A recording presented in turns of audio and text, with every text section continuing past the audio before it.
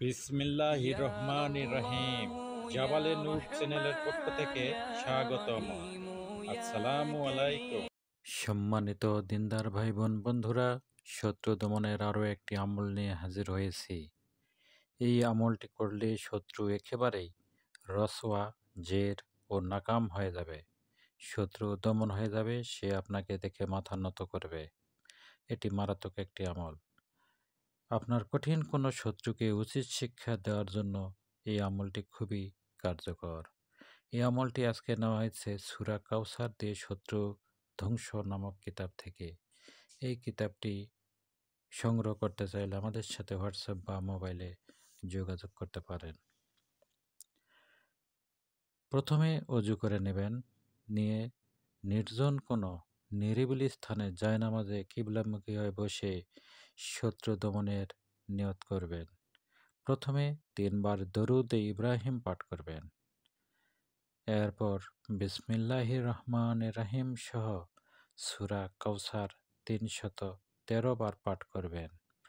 সূরা কাউসার পাঠ করার নিয়ম হলো, প্রথমে বিসমিল্লাহির রহমানির রহিম পাঠ করবেন।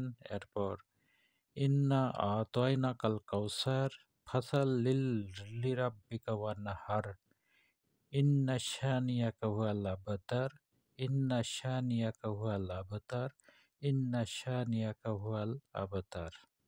অর্থাৎ সূরা কাউসারের শেষ আয়াত ইন্না শানিয়াকা হুয়াল আবতার, এটি ৩ বার পাঠ করবেন। এরপর আবার বিসমিল্লাহির রহমানির রহিম পাঠ করবেন এবং এরপর আবার ইন্না আতাইনাকাল কাউসার ফাসাল্লিল লিরাব্বিকা ওয়ানহার ইন্না শানিয়াকা হুয়াল আবতার ইন্না শানিয়াকা হুয়াল আবতার ইন্না শানিয়াকা হুয়াল আবতার। এই ২ বার হলো। এইভাবে ৩১৩ বার পাঠ করবেন। সূরা কাউসারের শেষ আয়াতটি ৩ বার করে পাঠ করবেন এবং শেষে আবারও ৩ বার দরুদে ইব্রাহিম পাঠ করবেন। এই আমলটি আপনি করবেন খুব মনোযোগ সহকারে এবং বিশ্বাসের সাথে।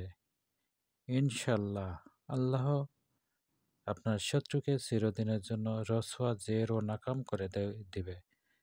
শেষে আল্লাহর দরবারে দুহাত তুলে বিনীতভাবে মোনাজাত করবেন, সাহায্য প্রার্থনা করবেন। আল্লাহ তাআলা আপনার শত্রু, দুশমন, হাসেদিন, এদের শরীরে এমন গোপন রোগ সৃষ্টি হবে যে আপনাকে দেখে তারা মাথা নত করবে এবং সেখান থেকে চলে যাবে। আপনাকে দূর থেকে দেখলেও তারা দূরেই চলে যাবে, আপনার কাছে আসার মতো সাহস তাদের হবে। এই আমলটি খুবই কার্যকরী এবং খুবই মারাত্মক একটি আমল। কাজেই শত্রু ছাড়া অন্য কোথাও ব্যবহার করবেন না।